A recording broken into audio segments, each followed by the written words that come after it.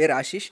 So first మనము దీని గురించి యాష్ రివ్యూ గురించి చెప్పాలంటే, Yash review is nothing but an opinion of individual. నా ఒపీనియన్ సినిమా మీద కానీ, ట్రైలర్ మీద కానీ, టీజర్ మీద కానీ, సాంగ్ మీద కానీ. Let's get into movie Thudarum. Thudarum వచ్చేసి written by KR Sunil and Tarun Moorthy direction కూడా చేశారు. సో ఇది వాళ్ళు తీశారు. మేకర్స్ ఇది ప్రస్తుతానికి జియో హాట్స్టార్లో మలయాళం, తెలుగు, వేరే అన్ని మేజర్ సౌత్ ఇండియన్ లాంగ్వేజెస్లో రిలీజ్ చేశారు వాళ్ళు కంటెంట్ని. సో అది మీరు మీ ఎనీ లాంగ్వేజ్ ప్రిఫరబుల్ అయితే దాంట్లో చూడొచ్చు. సో తుడారూమ్ అంటే బేసిక్గా నాకు తుడారూమ్ అంటే ఐడియా లేదు, వర్డ్ మీనింగ్ తెలియదు. సో నేను వికీపీడియా ట్రాన్స్లేషన్ చూస్తేనైతే టు బీ కంటిన్యూడ్ అని ఉంది. టు బీ కంటిన్యూడ్ అంటే ఏంటి అంటే లైఫ్ టు బీ కంటిన్యూడ్ అంటే జనరల్గా ఏంటి, ఇంకా అంతం లేదు, ఇక పోతానే ఉంది. బేసిక్గా మనం ఏంది టు బీ కంటిన్యూడ్ అంటే ఒక సెగ్మెంట్ చూసాక ఇంకా దీనికి ఇంకా అయిపోలేదు, ఇంకొంచెం ఉంది సెగ్మెంట్ అని చెప్పి టు బీ కంటిన్యూడ్ అని వేస్తాం. ఫర్ ఎగ్జాంపుల్ మనం బాహుబలి తీసుకుంటే, బాహుబలి పార్ట్ 1 తర్వాత టు బీ కంటిన్యూడ్ ఏంటి, దానికి వై కటప్ప కిల్డ్ బాహుబలి, అది దాని టు బీ కంటిన్యూడ్. సో ఈ సినిమా టైటిలే వచ్చేసి టు బీ కంటిన్యూడ్ అని ఉంది. సో అంటే లైఫ్ ఒకసారి అంటే ఆ బెంజ్ అనే మేజర్ క్యారెక్టర్ లైఫ్ కంటిన్యూ అవుతుంది, ఇంతకుముందు ఆయన ఇన్సిడెంట్ జరిగిన కాడ నుంచి ఇప్పుడు కంటిన్యూ అవుతుందని మీనింగా లేకపోతే ఏంటా, అది ఆడియన్స్ ఇంటర్ప్రిటేషన్కే వదిలేసినట్టు నాకు అనిపిస్తుంది మేకర్స్. సో కథ సింపుల్ అండి. బెంజ్ అనే ఒక ట్యాక్సీ డ్రైవరు అతని ఫ్యామిలీకి జరిగిన అన్యాయాన్ని ఎలా రివెంజ్ తీసుకున్నాడు అన్నదే స్టోరీ వస్తుంది అనమాట. ఈ స్టోరీలోకి వెళ్ళడానికి మేకర్స్ ఒక 1/2 అవర్ 40 మినిట్స్ దాకా దాని క్యారెక్టర్ ఎస్టాబ్లిష్మెంట్, ఆ ప్రపంచం ఏంటి, వాళ్ళ లైఫ్ స్టైల్ ఎలా ఉంటుంది, బెంజ్ అనే అతను ఎవరు, అతని భార్య, పిల్లలు, ఆల్ దీస్ క్యారెక్టర్స్ని వాళ్ళు ఎస్టాబ్లిష్ చేస్తారు. సో దీనికి ఒక 30 మినిట్స్ దాకా తీసుకుంటారు. సినిమా లెంతే 2 hours 50 minutes దాకా ఉంటుంది. బట్ ఎక్కడ మీకు బోర్ కొట్టదు, 30 minutes వరకు ఇదే అవుతుంది. వన్స్ కథ ఎక్కడ స్టార్ట్ అవుతుంది అంటే, బెంజ్కి ఒక వింటేజ్ అంబాసిడర్ కార్ ఉంటుంది, అతను ట్యాక్సీ డ్రైవర్ అదే నడుపుతాడు అనమాట. అదంటే అతను చాలా ఇష్టం. ఎంత ఇష్టం అంటే అసలు దానికి ఒక చిన్న గీత కూడా పడనీయడు అనమాట. ఆ కారు బై అన్ఫోర్సీన్ సర్కమ్స్టాన్సెస్ వల్ల పోలీస్ స్టేషన్కి చేరుతుంది అనమాట. కార్ రిపేర్ వస్తే గరాజ్ ఇస్తాడు, ఆ గరాజ్లో ఒక పోరాడు దాన్ని పర్సనల్ యూజ్గా వాడుకోపోయి పోలీస్ వాళ్ళకి దొరికిస్తాడు. వీడ్ స్మగ్లింగ్ కేసులో పోలీస్ వాళ్ళకి దొరుకుతుంది. ఆ పోలీస్ స్టేషన్లో పోయినాక కారు అక్కడ నుంచి స్టోరీ ఓపెన్ అవుతుంది. అక్కడ నుంచి దెన్ ఆ కారు విడిపించుకోవడానికి బెంజ్ చేసే ఇన్సిడెంట్ దగ్గర నుంచి, డెడ్ బాడీ దగ్గర నుంచి, తర్వాత వాళ్ళ కొడుకు మిస్సింగ్ కేసు, దాని తర్వాత అసలు వాళ్ళ కొడుకును ఎవరు చంపారు ఏంటి, స్పాయిలర్ రివ్యూ, ఇది స్పాయిలర్ ఫీల్డ్ రివ్యూ. సో వాళ్ళ కొడుకును ఎవరు చంపారు అన్న దగ్గర నుంచి కథ అనేది ముందుకు వెళ్తూ ఉంటుంది. మెల్లిగా ఓపెన్ అవుతుంది స్టోరీ. ఇట్స్ నాట్ లైక్ వెంటనే ఫస్ట్ సీన్లో ఫస్ట్ 10 minutesలో మనకు ఇక్కడ నుంచి ఇక్కడికి వెళ్తుంది కథ, ఇంకా మనం ఇక్కడ మూమెంట్స్ హైస్ ఎక్స్పీరియన్స్ చేయాలనుకునే సినిమా కాదు. హైస్ ఉన్నాయి, అన్నీ ఉన్నాయి, ఎమోషన్ ఉంది, ఎవ్రీథింగ్ ఉన్నాయి. బట్ మెల్లిగా ఓపెన్ అవుతుంది స్టోరీ. వన్స్ స్టోరీ ఓపెన్ అయినాక it will be very gripping. థియేటర్లో ఎంతగానో ఎందుకు ఆడిందో నాకు నిన్న చూస్తే అర్థమవుంది.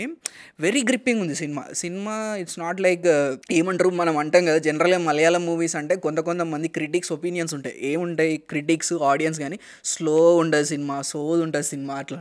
కానీ ఇది మాత్రం అలా ఉండదు. తుడారూమ్ ఈజ్ వెరీ గుడ్ మూవీ, సోది ఏముండదు మీకు. సో మోహన్ లాల్ గారి పర్ఫార్మెన్స్ అయితే మామూలుగా ఉండదు. అసలు నాకు ఆయన వల్నరబిలిటీ చూపిస్తాడు, మ్యాచోయిజం చూపిస్తాడు, హీరోయిజం చూపిస్తాడు, వల్నరబిలిటీ చూపించే సీన్స్ అయితే నాకు చాలా నచ్చినాయి. ఎస్పెషల్లీ బెంజ్ అతని అంబాసిడర్ కారు పోలీసు వాళ్ళకి దగ్గర చిక్కినాక పోలీస్ స్టేషన్లో సతాయిస్తూ ఉంటారు, కారివ్వం అని చెప్పి. అయితే పైసలు ఇవ్వండి అని చెప్పి కానిస్టేబుల్ చెప్తారు, పైసలు ఇవ్వండి వర్కౌట్ అవుతుంది, ఇది తీసుకుపోవచ్చు అని అంటే, సరే ఎంత అంటే ఒక 20,000 అంటారు. 20,000 ఇప్పుడు ఏంటి, ఎట్లా తేవాలి అని ఆలోచిస్తాడు. గోడ చుట్టూ దాక్కొని వీళ్ళకి ఫోన్ చేసుకుంటా అట్లలో ఉన్న ఇన్నోసెన్స్ని బయటకు చూపిస్తాడు. ఎక్సలెంట్ ఉంటుంది ఆ సీన్. పోలీస్ స్టేషన్లో వాళ్ళ భార్యకు ఫోన్ చేసి నాకు నీ పైసలు కావాలి, నీ పోస్ట్ ఆఫీస్ పైసలు కావాలి అని అడుగుతాడు. నాకు అవన్నీ ముట్టగానని, కానీ మరి నాకు గోల్డ్ చైన్ ఇస్తావా అని చాలా చిన్న పిల్లోళ్ళు ఎట్లా అడుగుతారో అట్లా అడుగుతాడు. సూపర్ అసలు మోహన్ లాల్ గారి నటన ఎక్సలెంట్ అసలు. నెక్స్ట్ దీని యొక్క ఆర్క్ ఉంటుంది కదా, క్యారెక్టర్ ఆర్క్. ఎప్పుడైనా గ్రోత్ ఉంటుంది కదా. సో ఈ next other side of the Ben's character ఏంటి అంటే అతను ఒక స్టంట్ కోఆర్డినేటర్, స్టంట్ గాయ్ నాకు తెలిసి. అంటే అతని బ్యాక్ స్టోరీ వచ్చేసి సినిమాలలో స్టంట్ మాస్టర్ కింద స్టంట్ గ్రూప్ యాక్షన్ గ్రూప్లో ఒక మెంబర్ అనమాట. సో ఆ సైడ్ మనకు రివీల్ అయినప్పుడు సినిమాలో మాస్ మూమెంట్స్ హెవీగా ఉంటాయి. ఎస్పెషల్లీ పోలీస్ స్టేషన్లో అతను పట్టుకొని పోలీస్ స్టేషన్లో పెట్టేస్తారు కింద అండర్ గ్రౌండ్లో. స్టేషన్ అంతా ఖాళీ చేయించేసి అతన్ని చంపడానికి వేరే పోలీసు వాళ్ళు వస్తారనమాట. అక్కడ యాక్షన్ సీన్ ఉంటుంది. ఆ కొరియోగ్రఫీ కానీ ఆ పర్ఫార్మెన్స్లో సటిల్టీ, లుక్స్ అవి ఇవి కానీ ఎక్సలెంట్. అసలు అక్కడ నుంచి సినిమా ఇంకా క్లైమాక్స్ అంతవరకు పీక్స్ ఉంటుంది.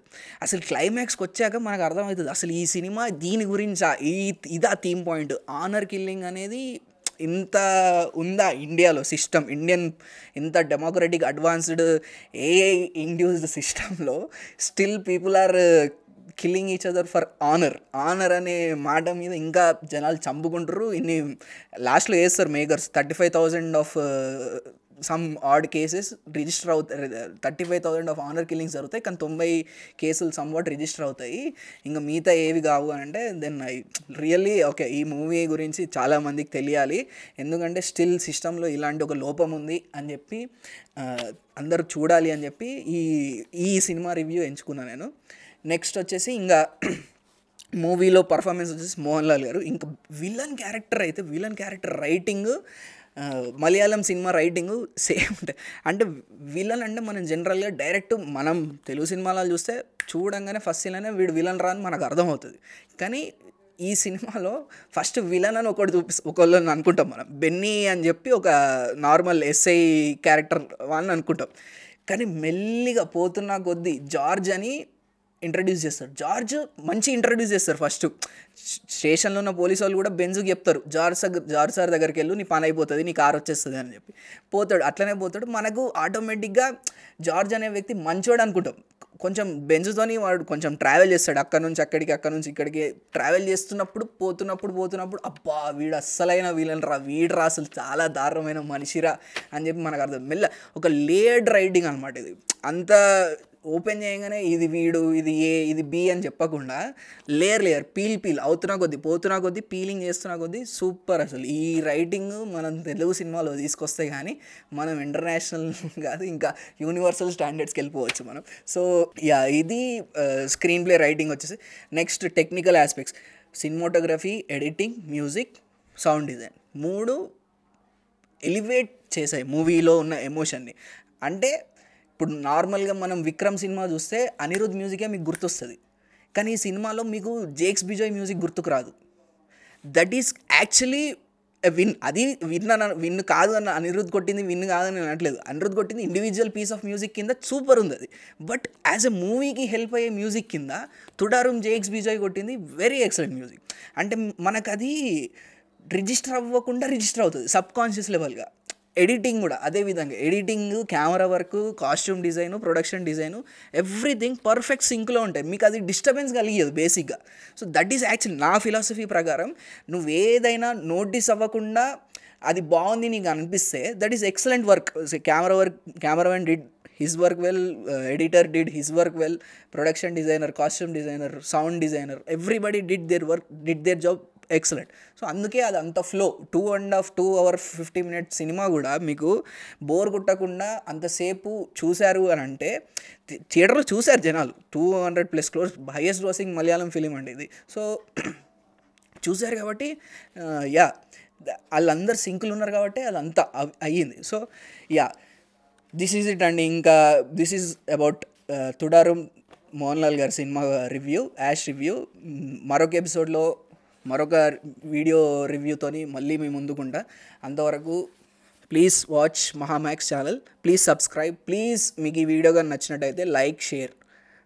Thank you.